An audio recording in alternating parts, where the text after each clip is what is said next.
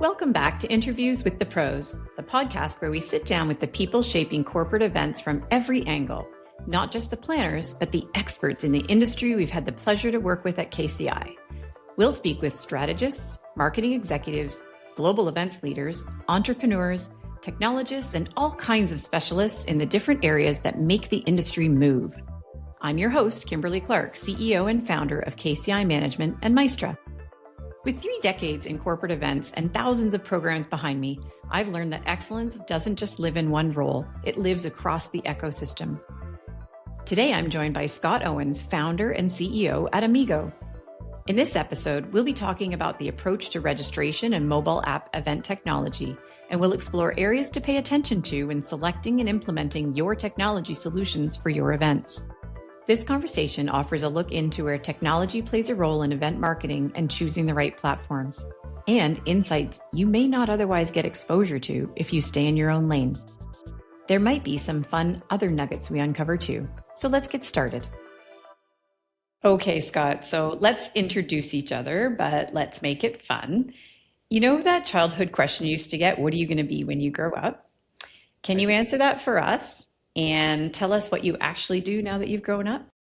Interesting, because I grew up in South Florida, where my dad had a landscape nursery, so he was kind of a farmer, and I kind of never imagined myself doing that. But my first business was a soil and mulch company, and now I guess I've done a complete 180 because I now lead a tech company. But the common thread is that my dad was an entrepreneur, and I always wanted to be an entrepreneur like him. And turns out that's what I am. So if you pull out and go like up to 30,000 feet, it's a really similar family line, but the things we work on are completely different, obviously. Yeah, from soil to tech, I get that. Yes. But that's cool, following in your father's footsteps. So That's right. That's right. well, let's take a minute and tell the audience how we know each other. Do you remember when we first started working together? And maybe you could share that with the audience. Yeah, the funny part here is that we didn't know each other until we weren't working together, actually, because I met the KCI team, who is just a fabulous group of people who are helping all kinds of different big companies to execute events. In this case, it was ServiceNow. And so ServiceNow was your client, and where I led technology. And we were kind of like around each other a little bit, you and I think. And I'd heard of the legend, but I hadn't met you. And then I left ServiceNow, but ServiceNow became a customer. And then we met at one of those events because we were kind of in the same circles, and you had a bunch of great things to share with me. And that's where we hit off our friendship. And actually, the very first time we met in person was when you drove down to Florida and you stopped for lunch and you said, let's have lunch together. So that's where we I didn't drive all the way to Florida. That's I think I drove from Jacksonville. I was at an event in Jacksonville. I was going to South Florida, and yes, lovely. Always happy to drive around South Florida, but not to South Florida. That's a bit far for me. Yes. But that's true. That's a great story. And our team always enjoyed working with you, Scott. And again, I think what's such a pleasure about working with you as an events agency or, program lead, if you will, is when you get someone who understands that level of excellence and who is constantly probing and striving for, what excellent looks like. And you were always collaborative. You still are. And so I think that's what really created such a strong partnership for us, for my team, with you and your team when you were on the corporate side. So, so we'll come back to that. But, we're both in the events industry. You're focused on events tech, as we talked about. What do you think is the biggest misconception about event tech? And maybe we should clarify, what we're talking about in this realm of event tech here. I think, events technology isn't, bits and bytes and code and, all those things. It's the kind of the framework that the whole event runs on. So it's the website, the registration flow, the signage. There's tech that's put on by the tech team, and there might be tech by somebody like Freeman, who's doing LED walls now and doing all this other interesting tech stuff. Tech has woven its way throughout the entire event life cycle. So I guess the biggest misnomer is that tech is some separate thing, that it's kind of an aside. It's actually become so deeply woven into the event planning cycles, and then the execution, that you can't really run a high-end event, or even, I mean, even smaller events. Obviously, smaller events have less of a need, but printing badges, getting people agendas, collecting feedback, those are all elements of events tech, and you really want to include as many of those as you can. And I think top programs are really wide awake to that fact, and they really, really embrace technology and make their, it's a central pillar of how they deliver their events. And it's interesting, wouldn't you say too, Scott, you and I have seen in some of the big global events teams or strategic events teams that we've had the pleasure of working with. And that's not necessarily this audience, but just for this audience's reference, a lot of those big global event teams have an event tech work stream.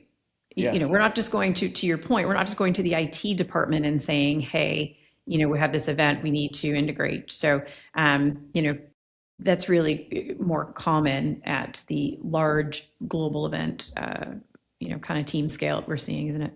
Yeah, and it's a hybrid role where in those companies where there's an event tech, that's the IT thing is kind of a weird place to put it, because it's really a blend of some marketing capability alongside the technology capability. So it's much more similar to the digital MarTech team, but fixed date live events are a real challenge for a lot of non-events people. We'll talk about that later, but it creates a special requirement to find the right people.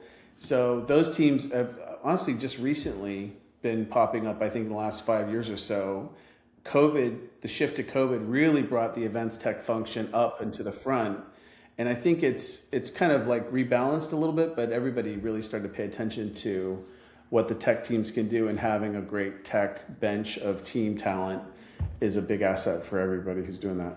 That's a good point. I didn't realize, of course, that was about the time that the event tech team would have been elevated and have a bigger seat at the table. Makes sense. Well, for those of our listeners who haven't heard of Amego, they work with Google, ServiceNow, NVIDIA, just to name a few B2B tech companies. And so for Scott, for listeners who may be new to your work, can you walk us through what does your business do and what's the core problem you're helping people solve? Yeah. Well, I mean, so interesting, back to the COVID thing. When we at ServiceNow had to shift from live to digital, we wanted to not sacrifice the quality and the excellence that we were talking about before.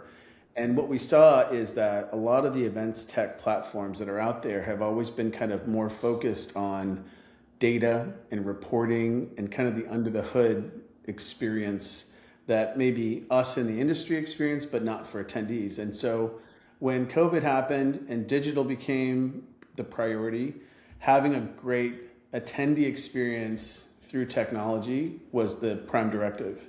And none of the tools could do it. And I was shocked by it. And it was really right after that I left ServiceNow to form Amego, because we call it the attendee experience platform. It's really about elevating what has become historically has been a kind of a forgotten part of the equation. It's everybody's so focused on collecting payments, getting you into a hotel, registering you for the event, giving you, sessions to manage. Right? Yeah. But they lose sight of the actual touch point with the attendee, which is, oftentimes the website, but then the agenda building part of the website, the mobile experience, and now AI is driving so much of that attendee experience. And so the founding vision for Amego was really to elevate the attendee experience across the entire life cycle of an event. And we started with mobile because that was a really hard place where I had a lot of experience. At Salesforce for Dreamforce and a couple other events, we built mobile apps. And then we built an app at ServiceNow. So I kind of knew that app space really well. And tough place to start, but a great base to start from. And then we've expanded, and we have some pretty fun things coming this year. But AI is a big part of what we're doing, as well as some web experiences. And it's all intended to just make, paired with those systems, that I was talking about, the back-end systems that are the under the hood systems. So your team can continue to work on those, but now you can offer your attendees a highly elevated, custom branded, professional attendee experience on digital platforms, which is web and mobile at the event. Love that. And we talk in Maestro a lot about the attendee experience, the attendee journey, really putting yourself in the shoes. And I think that's, why we partner so well, because that's what we're paying attention to ultimately. That has to be exceptional. And I'll be honest, when we first knew of Amigo coming out, we thought it was just a mobile app and kind of thought, geez, Scott, okay, there's a lot of mobile apps out there that it's pretty common, but it's not just that. And you just alluded to a few of the platforms and service offerings you have. So why should planners pay attention to Amigo? How can we use Amigo as a smarter alternative to the registration and mobile app platform giants that are out there? And I won't name names, but we'd all love more alternatives. Well, I'll say, I mean, one of the big distinctives that we have is it's not just me, but I've been obsessed with collecting people to join the team who have client side experience. So you can hardly name anybody on the events tech agency side, supplier side, who's a participant in some of these big companies that has really put in time at a top program. And of course, I learned at Salesforce for 6 years with, I think, the best B2B marketing team in the world. And then to ServiceNow, who's quickly becoming a top team, if not the top team. I mean, ServiceNow is just crushing it. So Yep. I learned so much about marketing and the demands of an enterprise marketing function and what that means, like you talked about earlier, about the demand for excellence and pushing the envelope and just continuing to chase all of those different elements. So I think that was one of the big things for us, is just having that point of view. And then, that it's like I said, it's not easy to start. You may think of us as a mobile company because that's really all we've exposed so far of what we were doing. But it's not easy to run mobile for NVIDIA and Google and ServiceNow. Those Huge. are big, big shows. And so we've really tried to focus on perfecting our craft in that one area before we started to branch out. And now that we would never be perfect. There's always, little learnings from everything. But now that we feel really, really good about our feature set and our stability and our ability to scale and to be able to handle shows of any size, we're looking to take that same innovative posture that we've had and spread it across the whole life cycle of the events industry. So you'll hear more about us if you're a planner. If you don't know us now, you'll hear about us soon. I look forward to that. I know we do because of the strength and the partnership that we have, but just your understanding of that attendee experience and what it takes to get something done at a level of excellence. So more, more, more. But I do love your approach. Again, walk before you can run. And yeah, I'm super excited to see what else is coming. Yes. So you had a cushy, you talked about Salesforce, you talked about ServiceNow, you had a cushy corporate event tech lead role. You had a big voice at the table. Then you went out on your own to found Amigo, and I would think that makes you makes you a fantastic event tech person. But how are you at running a business? I mean, client satisfaction, product releases, Yeah. employee engagement, handling clients. How is that, and where do you get your help from? Where do you get your coaching, if you need any, on being a founder? What's it like being on the agency side? Yeah, well, being a founder is a little bit lonely. It definitely is. But I will say, it's filled with learning, and I enjoy the process of learning and growth. But, some of it's been hard. I think one of the biggest things that's different is when I was at ServiceNow or at Salesforce and I was talking to somebody at GPJ, I was the tech lead of their biggest customer or one of their biggest customers. So, I was in the driver's seat in a lot of conversations, and now it's completely flipped. I am now the agency, I'm the supplier, and I just I had to go through an adjustment period of really becoming more service oriented because I was I think I wanted to inject my understanding on behalf of my customers, but not every customer wants that. They have their own point of view and perspective for the way they want to run their event, and I respect that. So it's been interesting to learn that. I think that was the number one thing. And then as our team has grown now to 24 people, we're seeing so many interesting new things that are coming. Like obviously we have capacity and we have the ability to do more, but I find my time is taken up more handling employees than it used to be. So I'm a little bit less productive in some other areas. So there's been a lot of learning. And am I doing a good job?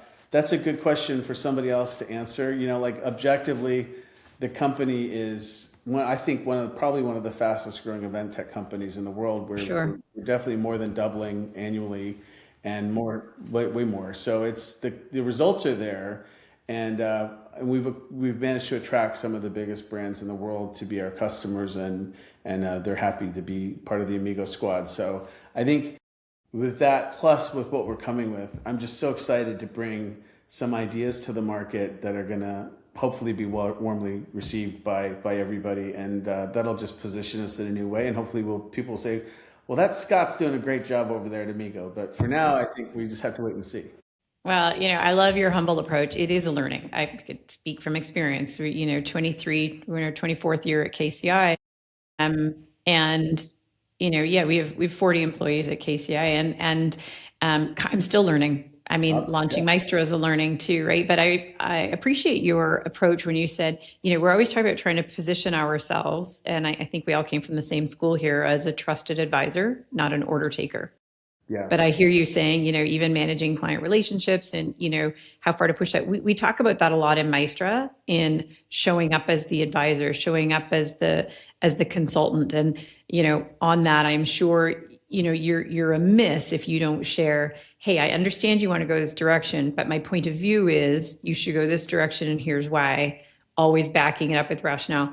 If the choice of the stakeholders to go another route, that's fine. But again, always trying to position ourselves as event experts in whatever the case, and saying, here is my recommendation, here is why, and have that strong point of view. So appreciate that you have to sometimes go, okay, we're going to go a different way. Let's see how this goes. Yeah, that literally happened today. Did it? And maybe you're wrong, and yeah, maybe they're right. Yeah. But good luck to you on that one. Yep, I know. And so that's part of the growth that comes with it. And you just have to, it's so interesting, because I know there's some things that are coming that I have no idea, that I can't expect them. Yeah. I don't know what's waiting, as I learn the next thing. I hope it's a good thing. But it's every single thing that happens, there's something to take away from it. So that's a fun part of it. Well, let's try and give our listeners some advice, because, we're so old and supposedly wise here after all these years in the industry. So if someone wanted to do what you do and get involved in the tech side of the events industry, what's the first thing they should do? Where should they start? I think, well, first of all, I would say it's interesting. A lot of the KCI team are more well-versed in tech than you would think. They're more end users of some of the technology. And I think that's a perfectly good place to start too. So I would say working in an agency role would be the best place to start, because you're exposed to a whole wide array of different practices. You'll be exposed in the tech sector to different vendors, different, like somebody that, like for instance, BW Events is a popular tech advisory, and they're a partner of ours that we love a lot. And people who work there get to work on like every platform, so they get a really great round tripping of different sampling. It's a little bit of a buffet, and that's helpful. But the next step I would say is, as quickly as you can, don't hop around like crazy, because that's not great. But as soon as you can get to the client side, go to the client side, because then you're taking that experience, that buffet, and you're boiling it down into a real selection of your experience, like guiding you of what is the best fit for this customer now that you work at. You're at the brand. So go try to get on the Salesforce team or the ServiceNow team or any team that's hiring for event tech. And I think with those two things in place, you not only have a great base to become a better event technologist, but I also think if you wanted to do more inside the events team, it's a great foundation, because of what I said at the beginning, where events technology is really weaving itself through the whole event. We have somebody on our team, Alyssa Kariotis, who started out on the production side at ServiceNow and was at GPJ, and wanted to come to our team because she was really fascinated by the technology, and she really thought it was going to be a great way to round off her skill set. So I think all of those things are in place, and I hope that Maestro will have some event technology modules too, because we'll, hopefully help lift up everybody, at least to some level of basic literacy with some of the tech concepts. And those are all great ways to go. But agency, then client would be my order of Absolutely. operations. Scott, should they have a background in tech, like in terms of schooling or no, it's not that. It's get the hands-on experience, yeah, Yeah, I mean, I think I it's get that. always great to have about an education. Sure. I mean, some kind of formal training is always great, but learning some basic, always learning some basic coding skills is going to be great. But I would say most of what we do in the events technology field is configuration of tools. Unless you're building Rainfocus or building Cvent or building Amego, where you're a software engineer, then you'd need to have some real skill in a Got it. specific That's the area. distinction is if you're a builder versus, Yeah. a user of Or, this, yeah, of the somebody who's solution. deploying some of those tools. And in all cases, I definitely think it's great to have some understanding of how software works, how technology operates, how APIs work. So you can get that from any kind of different online training sources. You don't have to go to school for that. So somebody with a marketing degree who's got a technical interest would be a great fit for an events technology role. You have to be able to interact with marketers. You have to be able to talk to people and Those communicate. crazy marketers. Right? I mean, you do. Yeah, So you can't be true. one of those, you can't be with the hoodie on and the Yeah, earphones on and you don't want to talk to anybody the whole day. right. It is a blended role, and you have to be successful. I think you have to be able to communicate well, and you're also interfacing with different stakeholders all the time, especially if you're on the client side. You're going to be talking to the CMO because they're going to be asking you questions about what's the app like this year? What's the website going to look like? Do a demo of the app for me. And you have to be able to have those conversations with some level of competency. And we talk a lot at Maestro about understanding the why behind what you're doing, right? So yes, you have to have that intellectual side, to be able to converse with the marketers about why we're doing this whole thing, why we're engaging digitally with our audience. Um, well, maybe you alluded to it. I was going to ask you, what's the one thing that they should never do if they're looking at launching a current events? Anything to Yeah, avoid? I'll do everybody who's listening a favor right now, and I'll say there's two types of people in this world. Well, maybe there's three. There's events people, and there's people who are not events people, and the worst is the people who are not events people who work in events. Oh my God, yes. So, so my advice would be find out if you're an events person, and if you're Yeah, not, don't go in events yeah, it's because a really good piece. it's not good for everybody. I mean, especially the tech side. Most big projects, if you're late, just we'll ship it next month. We'll release it later. When it's Dreamforce, you can't do Live that. performance. Yeah, you can't change that date, and that affects people in different ways. Good point, Generally, Scott. events people are fun loving, change. They're okay with change. They love problem solving. They're usually fun to travel.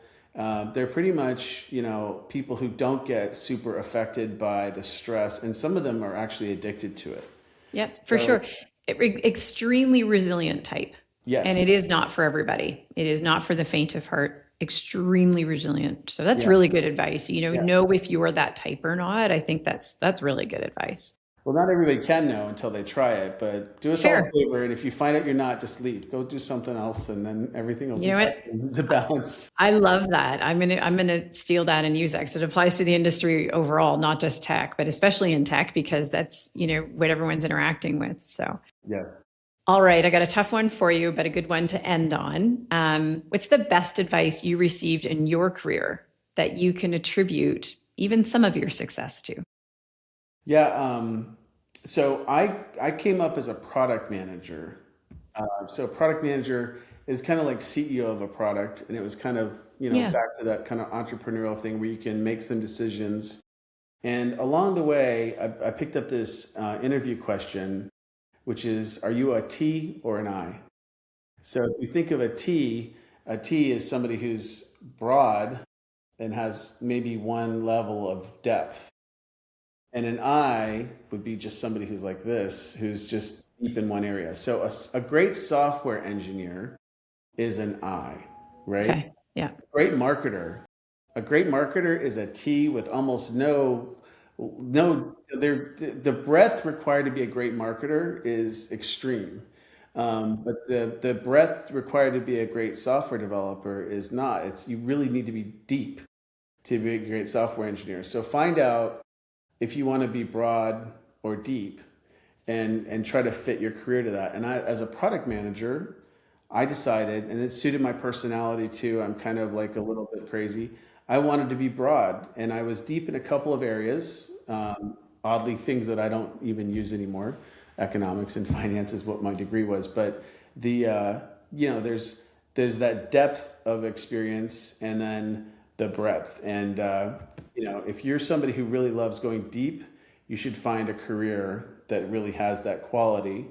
That the deeper you go, the more expert you become, the more rewards you'll have, the better career path you have, the more fulfilling it will be. Or if you love bouncing around doing a bunch of different things, you'd want to find a role where you can wear many hats. And but you need to develop some little I qualities in that. And that's when there's a cartoonist named Scott Adams who does the Dilbert cartoon, and he calls it a talent stack. Yeah. He says, a talent stack would be one would be like an I would be you're a software engineer, but you love, you're a part-time chef and you love cooking. So you build an app for building, like making recipes. Sure, yeah. And you combine like your talent stack, and you end up with something that's completely unique in the world, and that's how you end up earning more because you're so different. So having a talent stack starts with, I think, understanding your areas of depth and your areas of breadth, and then try to find interesting combinations, to create a role that's like singular and unique, and then you can go crush it out in the world. And crushing it you are. Congratulations on your success. That's really great, Scott. And that brings us to the end of today's conversation with Scott Owens from Amego. Thank you for sharing your perspective, your experience, and the work you're doing in event tech. Your insights into the attendee engagement and the attendee journey through technology, especially AI, are incredibly valuable for anyone working in or around corporate events. So we can't wait to hear more on what's coming from Amego. But thank you again for joining us today, Scott. Really appreciate it. Thanks, Casey. Good to see you. Thanks. That brings us to the end of today's conversation with Scott Owens, founder and CEO at Amego. Thank you, Scott, for sharing your perspective, your experience, and the innovative work you're doing with the event tech industry. Your insights are truly valuable for anyone working in or around corporate events and the events marketing industry. If you'd like to see more of what Amego is up to, you can find their website and socials, where they share all kinds of great stuff on their services and what's coming up in their tech stack, linked in the episode description below. Thank you for joining us, and we'll see you next time on Interviews with the Pros.